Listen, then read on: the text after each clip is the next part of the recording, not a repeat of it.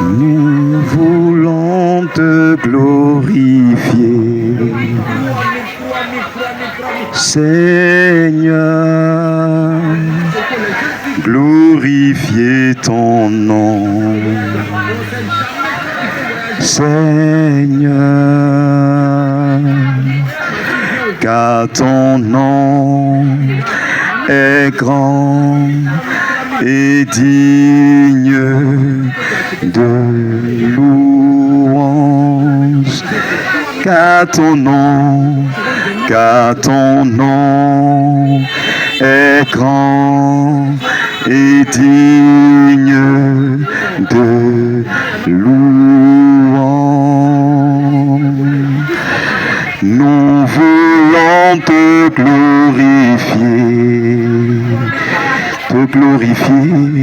Seigneur,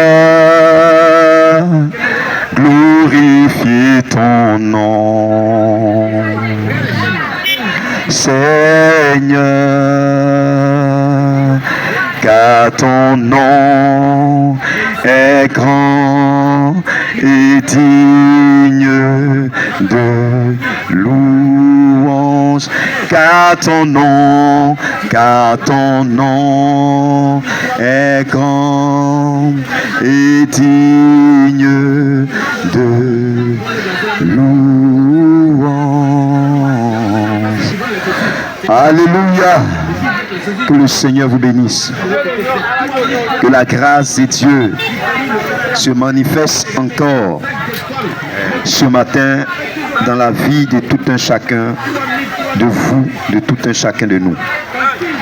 Car si nous vivons, c'est par sa grâce. Dormir, c'est naturel du moins, mais se réveiller, c'est divin.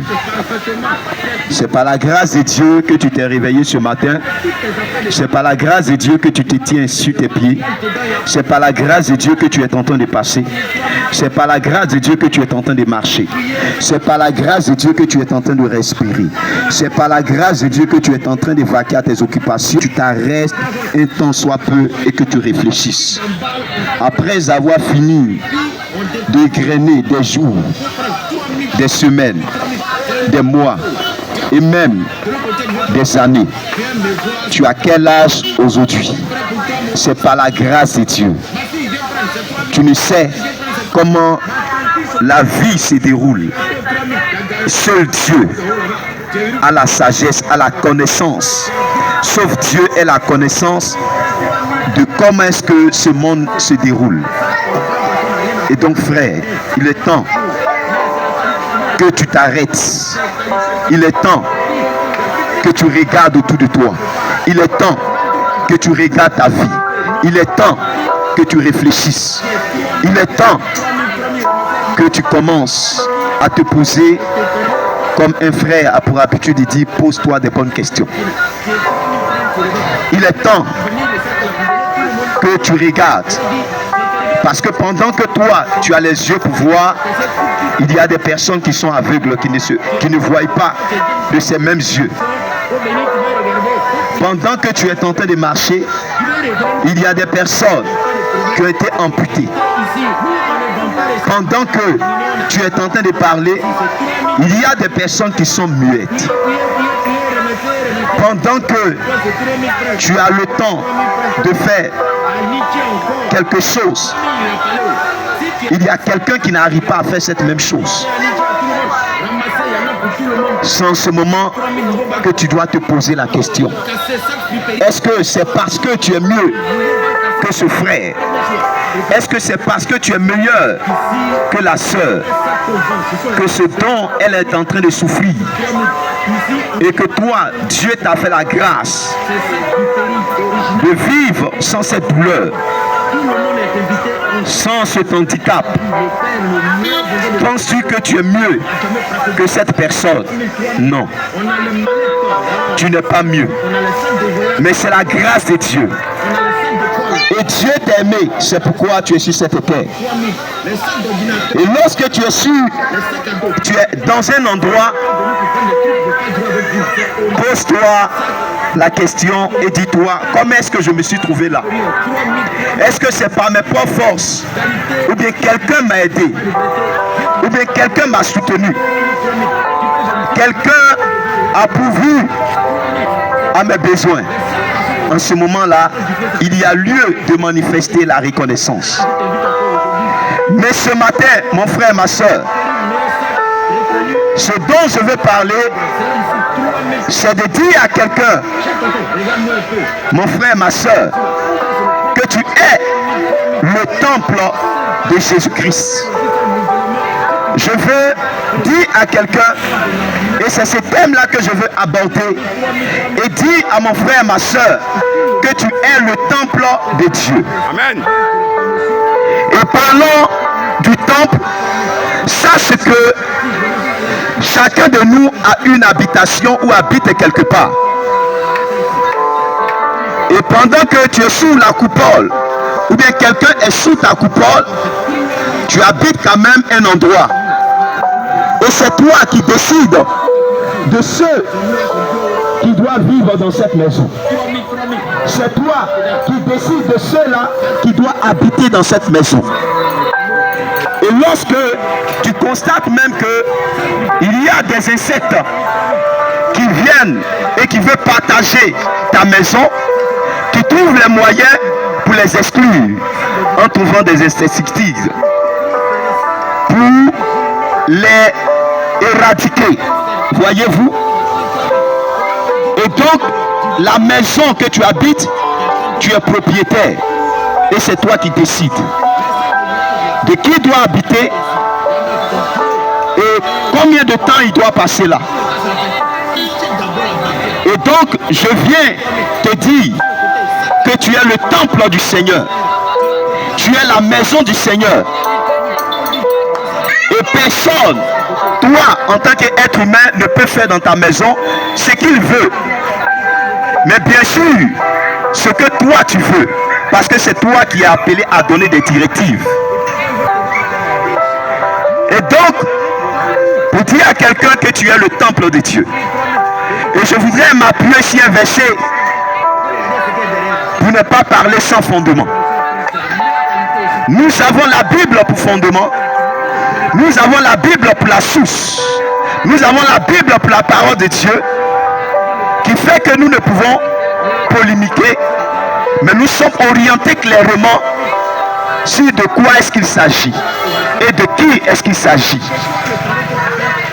Et donc, je vais me référer au livre de 1 Corinthiens chapitre 3, le verset 16. Je cite, ce verset dit, que le Seigneur te bénisse. Je cite, ce verset dit, ne savez-vous pas que vous êtes le temple de Dieu et que l'Esprit de Dieu habite en vous? Si quelqu'un détruit le temple de Dieu, Dieu le détruira.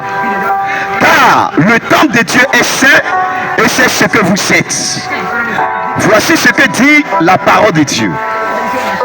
Voici ce que dit la parole de Dieu. Et je reviens pour dire, on dit ne savez-vous pas. Donc, ne savez-vous pas, on a l'impression que quelqu'un, celui à qui on est en train de parler, la personne est évadée. La personne est en train de rêver. La personne est pensive.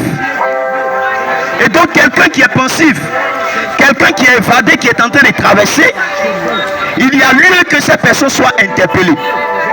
Il y a lieu que cette personne-là soit interpellée parce que sa vie est en danger. Et on peut lui dire, mon frère, ne vois-tu pas que la voie est dense? Réveille-toi. Réveille-toi. Réveille-toi. Sors de ce rêve. Ne vois-tu pas que les gens sont en train de tirer? Il y a lieu de te mettre à l'abri. Ne vois-tu pas que la pluie est en train de tomber? Ne vois-tu pas que tu es au bord d'un caniveau? Ne vois-tu pas? Et donc, c'est une éveil de conscience. C'est une éveil de conscience dont le Seigneur fait cas pour dire que l'homme a perdu, il a perdu toute faculté. Et donc le Seigneur vient pour dire à ce frère, à cette soeur, à toi mon frère, toi qui es évadé, toi qui es pris par une compréhension, toi qui es pris par les événements, toi qui es pris, emporté par le siècle de ce monde, par le plaisir, le Seigneur te dit, ne sais-tu pas que ta vie est en danger? Toi qui t'amuses à vivre la vie que tu veux, comme tu l'entends, il y a une interpellation. Parce que pendant que tu es en train de faire ces choses, le Seigneur estime que ce que tu es en train de faire, c'est parce que tu es évadé. C'est parce que tu as perdu tout sens. Et le Seigneur est en train de te réveiller. Et donc toi qui es en train de me suivre, arrête-toi et écoute ceci. Ne sais-tu pas que tu es le temple de Dieu? Ne sais-tu pas que tu es la maison de Dieu? Ne sais-tu pas que tu appartiens à l'Éternel ton Dieu? Et la question que je te poserai, que fais-tu de ta vie? Que fais-tu de ta vie? Tu es le temple du Seigneur. Que fais-tu de ta vie? Ne sais-tu pas que tu es le temple de Dieu? L'Esprit de Dieu habite en toi. L'Esprit de Dieu n'habite pas dans ce qui est fait de la main des hommes. Parce que toi, tu peux te construire un édifice. Tu peux te construire un endroit où habiter. Toi, tu peux décider de te fabriquer beaucoup de choses, de te vêtir. Mais le Seigneur n'habite pas dans tout ce qui est fait de la main des hommes. Peu importe l'appartement, peu importe la chose que tu as construite, avec toute l'intelligence. Mais le Seigneur dit, il habite dans ce qui est fait de ses propres mains. Et ce qui est fait de ses propres mains, c'est l'homme. Car tu as été créé à l'image et à la ressemblance de Dieu. Et c'est en toi que le Seigneur habite. Le Seigneur ne peut habiter dans ce qui est fait de tes mains. Et sache que ce qui est fait de la main de Dieu, le Seigneur a une grande considération pour ce qui est fait de ses mains. Tu as été fait à l'image et à la ressemblance de Dieu. Et donc le Seigneur habite en toi. Le Seigneur ne veut habiter nulle part. C'est pourquoi là où le Seigneur habite, cela doit refléter la gloire de Dieu. Est-ce que tu reflètes la gloire de Dieu? Mon frère, ma soeur, est-ce que tu reflètes la gloire de Dieu? Est-ce que tu es à l'image du Dieu créateur?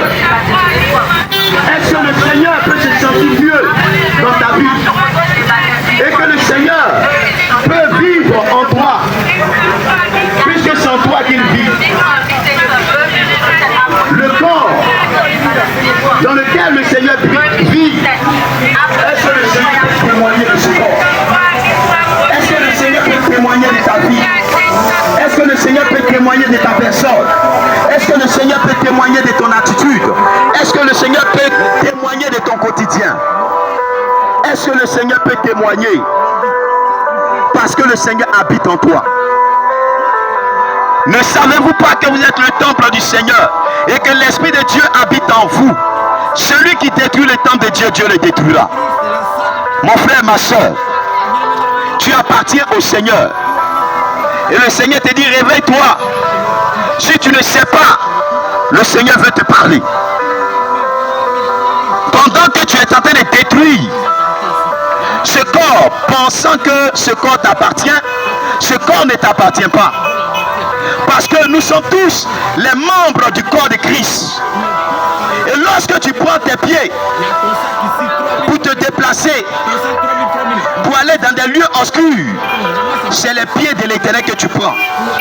C'est pourquoi le Seigneur dit, pendant que tu serais en train de détruire ce corps, pendant que tu serais en train de rendre Dieu témoin de tes actes ignobles, de tes actes de perversité, le Seigneur te dit, tu prends mon corps, tu prends ma main, tu prends ma bouche et tu mens. Tu prends mes pieds et tu vas dans des lieux où je ne t'ai pas envoyé. Tu prends tes yeux et tu regardes ce qu'il ne faut pas regarder. Et même, le Seigneur va encore plus loin et peut dire ceci, même la verge, ta partie intime ne t'appartient pas. Elle appartient à Dieu et cela doit être utilisé dans un cadre bien précis. Mais lorsque tu utilises cela pour te pervertir, pensant que le Seigneur t'a légué ce corps pour que tu en fasses ce que tu veux, non. Ce corps appartient au Créateur et c'est à lui de donner des directives. Est-ce que la verge que tu as, est-ce que tu l'utilises dans le contexte précis, dans le contexte que Dieu veut? Mais pendant que tu l'utilises, tu parles de ta virilité. Tu parles de ta virilité. Mais ce que tu oublies, c'est que tu rendras compte de comment est-ce que tu auras utilisé toutes ces choses. C'est pourquoi le Seigneur te dit, celui qui détruit le temple de Dieu, Dieu le détruira. Sache que tu es le temple de Dieu. Ton entendement, tout ce qui te constitue appartient à l'Éternel. Et c'est en cela que le Seigneur dit que chacun devra rendre compte de comment est-ce qu'il aura exercé avec ce corps. Comment est-ce qu'il aura utilisé ce corps. Ne savez-vous pas que vous êtes le temple de Dieu? Mon frère, ne sais-tu pas que tu es le temple de Dieu? Tu es la maison du Seigneur. Si tu détruis ce corps, Dieu te détruira. Le temple de Dieu est saint. Et la Bible déclare que c'est ce que vous êtes. Le temple de Dieu est saint. Et c'est ce que tu es. Et c'est ce que tu dois être.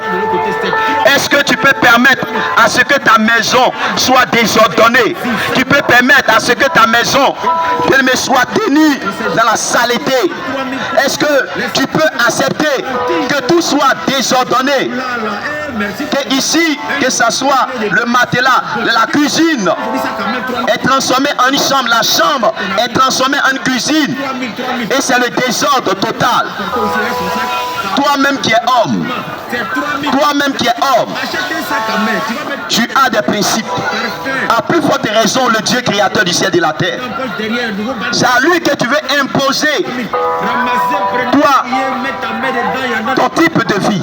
C'est à lui que tu veux imposer la façon dont toi tu veux vivre. Nous devons obéir à la voix de Dieu. Nous devons obéir à la voix du Créateur. Et le Seigneur te dit, ne vous dites, on ne se moque pas de Dieu. Le Seigneur dit, on ne se moque pas de Dieu. On ne se moque pas de Dieu. Toi qui as été créé à l'image et à sa ressemblance, toi qui es le temple de Dieu, on ne se moque pas de Dieu. Et le Seigneur signifie cela en Galates chapitre 6, le verset 7 à 8. Ne vous y trompez pas, on ne se moque pas de Dieu. Ce qu'un homme aura sémé, il le moissonnera aussi.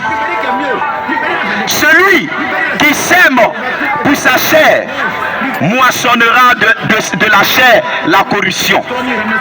Mais celui qui sème pour l'esprit moissonnera de l'esprit la vie éternelle.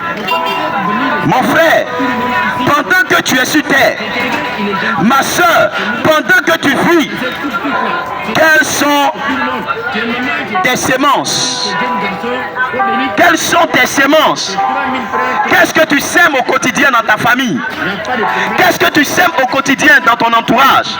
Qu'est-ce que tu sèmes au quotidien lorsque tu te plais à diviser diviser les frères, lorsque tu te plais à permettre qu'il y ait des querelles partout, lorsque tu te plais dans des commérages, lorsque tu te plais à s'aimer le trouble, lorsque tu te plais à vivre une vie d'impudicité, lorsque tu te plais, mon frère, ma soeur, à te prostituer, à quoi est-ce que tu t'attends?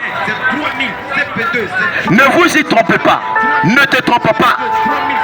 Ce que tu auras sémé, tu vas aussi le moissonner. De qui d'entre nous qui donnerait des conseils à son enfant ou à son prochain et que son prochain, refusant de manière volontaire de suivre les conseils qu'on lui donne et qu'il ne voudrait pas que les conséquences lui arrivent? Non, ce qu'un homme aura sémé, il le moissonnera aussi. C'est pourquoi faisons attention à ce que nous sémons. Faisons attention à ce que nous sémons, parce que nous serons prêts à récolter. Celui-là qui sème pour sa chair, pour faire plaisir à sa chair, sans tenir compte de l'esprit, parce que le Seigneur nous demande de vivre selon l'esprit et non selon la chair, parce que la chair a des désirs qui sont contraires à ceux de l'esprit.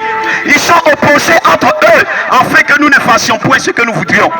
Donc il ne nous est pas donné de faire ce que nous voulons, mais de faire plutôt ce que Dieu veut. Ou encore, lorsque nous sommes manipulés par la chair, lorsque nous sommes manipulés par le diable, de faire les choses qui sont du ressort du diable, la vie du diable. Mais le Seigneur dit, pendant que tu es en train de vivre selon les directives du diable, tu es en train de corrompre ta vie. Et quelqu'un qui se corrompt, lorsque quelqu'un qui se corrompt a été appréhendé, il doit payer pour la corruption. Il doit payer pour la corruption.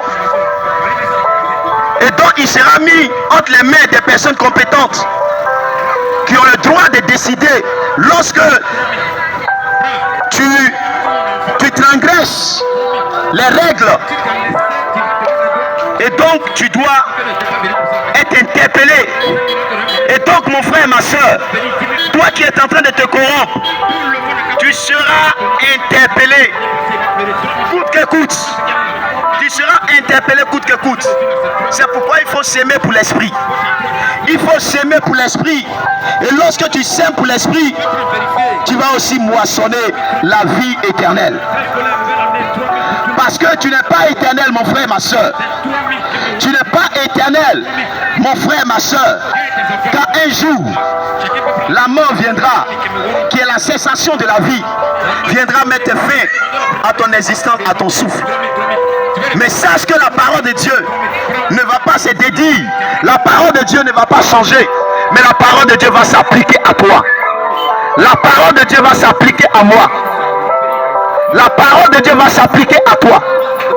Peu importe qui que tu sois, peu importe ton mode de vie, mais tu ne pourras pas empêcher la parole de Dieu de s'accomplir. La parole de Dieu va s'accomplir pour ceux-là qui se seront justifiés par Jésus-Christ et pour ceux-là qui se seront corrompus par les désirs de ce monde. Et donc mon frère, ma soeur, tu es en train de passer, c'est bien. Tu es en train de marcher, c'est bien. Tu es en train de préparer l'année 2025. Mais est-ce que tu te rends compte que tes ennemis aussi sont en train de préparer aussi des projets contre toi? Tes ennemis sont en train de préparer leur fin d'année. Pendant que toi tu te prépares à acheter un pantalon, pendant que toi tu te prépares à acheter un téléphone de dernière génération, pendant que toi tu te prépares à faire ceci, cela, il y a aussi le monde spirituel qui est en train de décider comment est-ce que ta vie, ton année 2025 sera contrariée. Parce que les gens La dernière chose qui sera détruite, le Seigneur dit, c'est la mort. Avant que la mort ne t'atteigne, avant que la mort ne t'atteigne, mais ton année sera bizarre. Tes années vont se ressembler. Ça sera une routine. Pendant que tu dis à ton frère, bonne heureuse année. Pendant que tu dis à ta soeur, bonne heureuse année. Que pendant que tu es en train de lui dire une bonne année, que l'année soit meilleure, qu'est-ce que tu fais pour que l'année soit meilleure? Qu'est-ce que tu fais pour que l'année ne puisse pas se ressembler? Qu'est-ce que tu fais pour que le décideur puisse décider et empêcher ton ennemi d'exercer sa répression sur ta vie? Qu'est-ce que tu fais? Et tu vis du jour le jour, même au jour d'aujourd'hui. Tout ce que nous voyons ont des propriétaires. Mais toi, le Seigneur te dit que tu es son temple, mais tu refuses que le Seigneur soit ton propriétaire. Comme un bien qui t'a créé et il t'a donné ce libre arbitre, ne penses-tu pas que ce Dieu-là, c'est parce qu'il est bon qu'il te donne le libre arbitre, mais il te met sur la bonne voie? L'année est en train de... est presque finie. Comment est-ce que tu as préparé ton année? Actuellement, tu es à Diamé. Actuellement, tu es dans les supermarchés. Actuellement, tu es dans les grandes surfaces. C'est le poulet qui t'intéresse. Mais quelqu'un est en train de se préparer à faire de toi un mouton de sacrifice.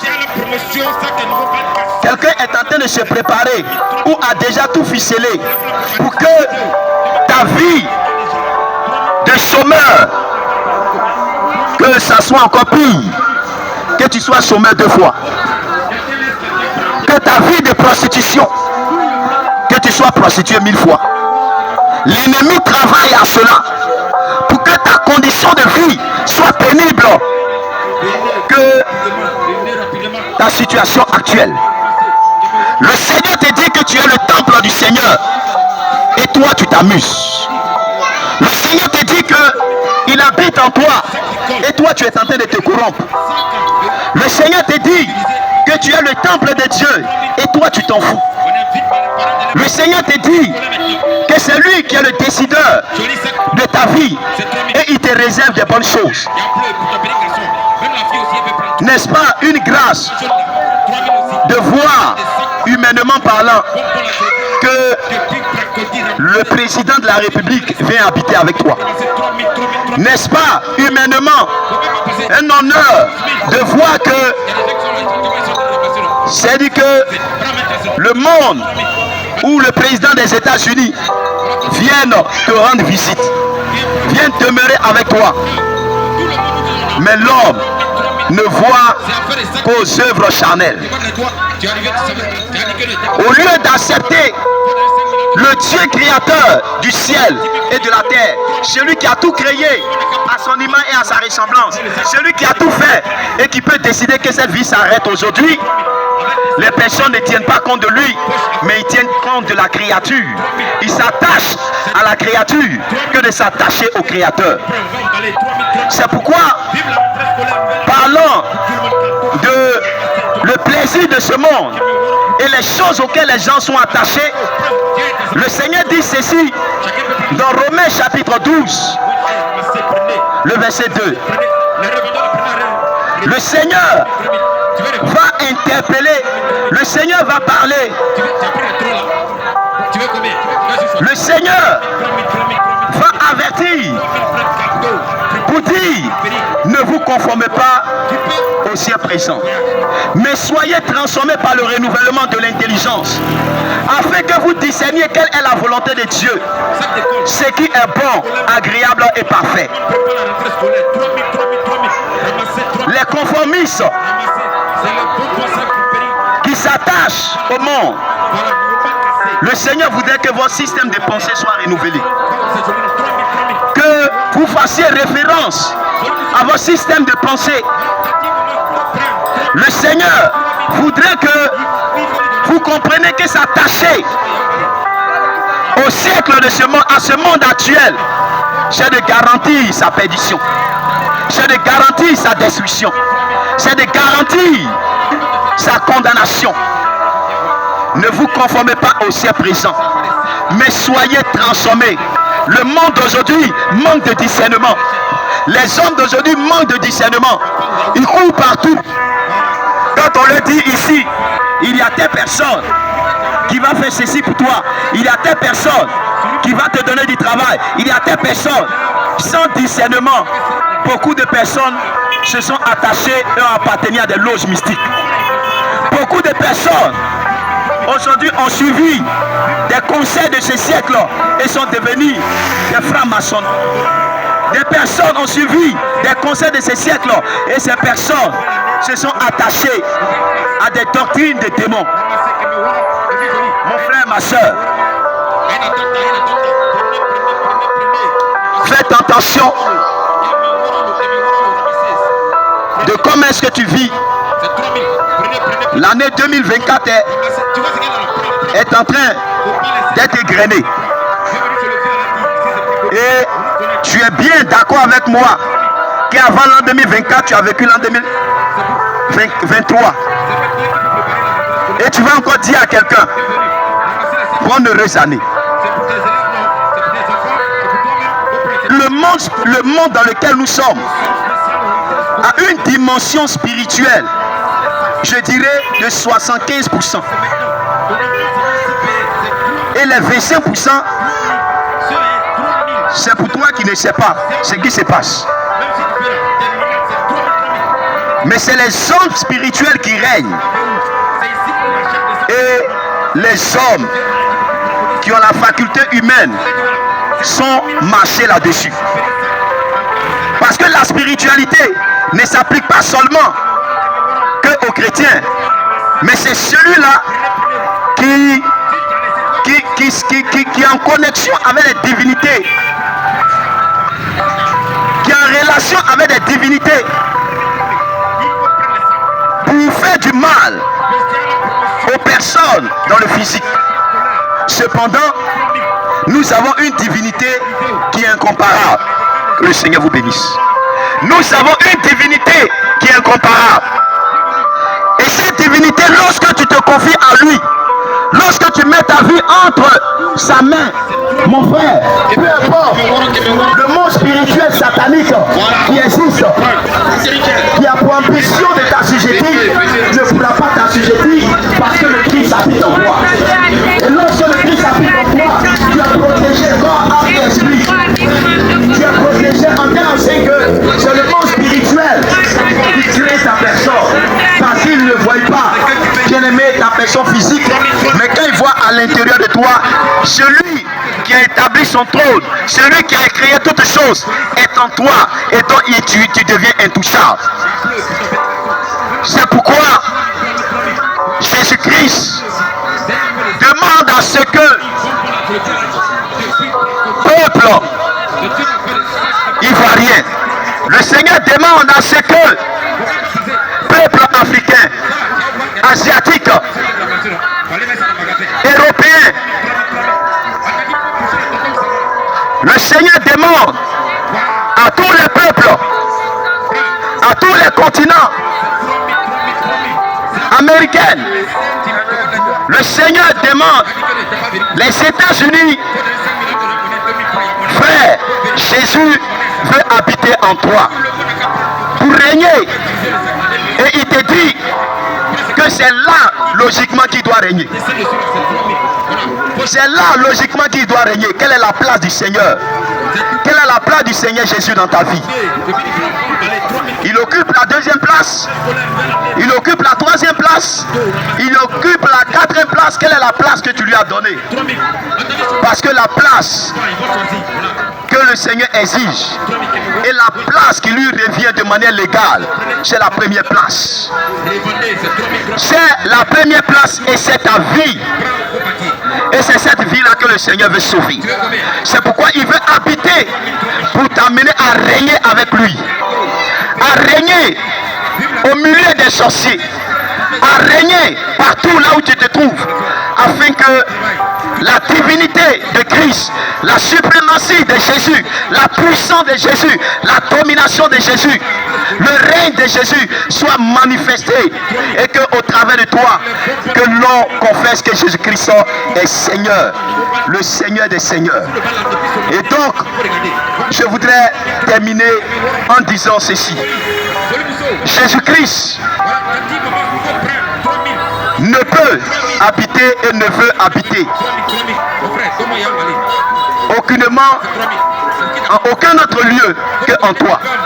C'est pourquoi il est de ton devoir maintenant de te rendre compte et de laisser le Créateur demeurer afin de te conduire pour que tu puisses avoir le ciel, l'éternité qui est réservée à ceux-là qui croient en Jésus-Christ, en sa mort, en sa résurrection et à son retour. Que le Seigneur vous bénisse, que la grâce de Dieu soit sur vous et que sa main qui est authentique soit sur la vie de tout un chacun. Et donc je voudrais prier pour dire à toi qui es en train de passer, peut-être que depuis longtemps l'ennemi te possède. Il te possède et il a usé de ton ignorance pour te posséder, pour t'accabler, pour te tenir en esclavage. Mais je prie en ce matin, dans le nom précieux de notre Seigneur Jésus, que tu sois libéré au nom de Jésus. Parce que tu ne peux pas être à la merci de l'ennemi lorsqu'on sait que Dieu t'a créé à son image et à sa ressemblance. Que tu sois délivré de la domination des puissances sataniques. Je prie que tout ce qui a été changé en faveur de tes ennemis pour te rendre esclave, que cela soit changé en ta faveur au nom de Jésus. Je prie que la Côte d'Ivoire et que partout dans le monde, que la parole de Dieu fuse maintenant et saisit les cœurs, libère les cœurs, et que le Seigneur qui convainc maintenant les cœurs. Au nom puissant de Jésus, que tu ne sois plus esclave des adorations de ta famille, que tu ne sois plus esclave des adorations de ta nation, que tu ne sois plus esclave d'aucune adoration,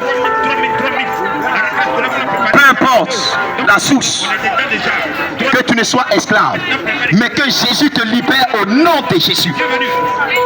Que tu sois libéré et que les démons s'enfuient. Parce que nous sommes appelés à chasser. Parce que le Seigneur dit, je vous ai donné le pouvoir de marcher sur les serpents et sur les scorpions et sur toute la puissance de l'ennemi. Et rien ne pourra vous nuire. Toi qui depuis longtemps, ta vie était sous les oppressions, par le nom puissant de Jésus, je marche sur les œuvres du diable. Je prie que toutes les personnes qui étaient confrontées, qui étaient prises dans un piège de la drogue, qui étaient prises dans un piège de la masturbation, qui étaient prises dans un piège de, que dirais-je, de bien des choses de la prostitution et des puissances sataniques. Je prie que vous soyez libérés au nom de Jésus. La parole de Dieu est puissante, plus tranchante qu'il ne peut quelconque à deux tranchants, pénétrant jusqu'à séparer l'âme et l'esprit. Je prie que tout ce qui était attaché à toi, qui t'amenait à être esclave, que maintenant que ces choses soient séparées de toi au nom de Jésus. Tout ce qui est accident, tout ce qui est enlèvement, les enlèvements, parce que chacun prépare sa position de comment est-ce qu'il va remporter ceci, de comment est-ce qu'il va régner. Pendant ce temps, toi tu dors. Je prie que tu te réveilles. Je prie et que tous les complots d'enlèvement, tous les complots d'enlèvement, de destruction échouent au nom de Jésus. Tous les projets d'accident, d'agression, de mort précoce soient arrêtés au nom de Jésus. Ce que le Seigneur n'a pas décidé sur ta vie, je refuse que tes ennemis décident et exploitent toutes tes mauvaises toutes tes mauvaises capacités, toutes tes incapacités. Mais à partir d'aujourd'hui, que le Seigneur te délivre et que la grâce de Dieu soit sur chacun de vous. Toute personne qui est malade soit guérie au nom de Jésus. Toute personne qui est malade soit guérie au nom de Jésus. Tu souffres d'un ennemi, sois guéri au nom de Jésus. Tu souffres de l'infertilité, sois libéré au nom puissant de Jésus. Tu souffres, je ne sais de quel mot, mais ce que je sais, c'est que le Seigneur connaît le nom de ta maladie. Le nom de la maladie qui te ronge, puisque ce n'est pas ta maladie. Que tu sois guéri au nom puissant de Jésus. Et que tout ce que l'ennemi avait déclaré, pour que les AVC, tout ce qui a été propagé, en tel ancien que l'ennemi s'est suscité ses agents pour propager, pour créer des maladies, que cela ne t'arrive pas, que cela ne s'attache pas à toi.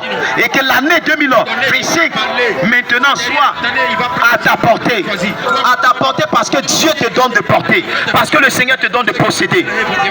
Ne sois pas de ceux-là qui au soir de l'année 2025, de l'année 2025 pour entrer dans l'année, pour transiter dans l'année 2025, vont aller se trouver à minuit à l'église et qui vont aller pour dire que vous n'êtes pas, on n'est pas plus intelligent que Dieu. Pour dire que je m'en vais à minuit, je suis venu, j'ai fait pour Dieu. Mon frère, il n'y a pas deux capitaines et on ne peut servir 2 maîtres à la fois. Je prie que toute personne qui est animée de cet état d'esprit, qu'il soit délivrée au nom de Jésus. Parce que c'est une manière pour l'ennemi de ruser avec toi et pour te tenir dans la même captivité. Que la grâce de Dieu soit sur chacun de vous et que chacun témoigne de la grâce et que le trône de l'Éternel descende sur la terre afin de faire le bien, de faire du bien à tout un chacun de nous. Que toute la gloire lui vienne au nom de Jésus que nous avons prié. Amen.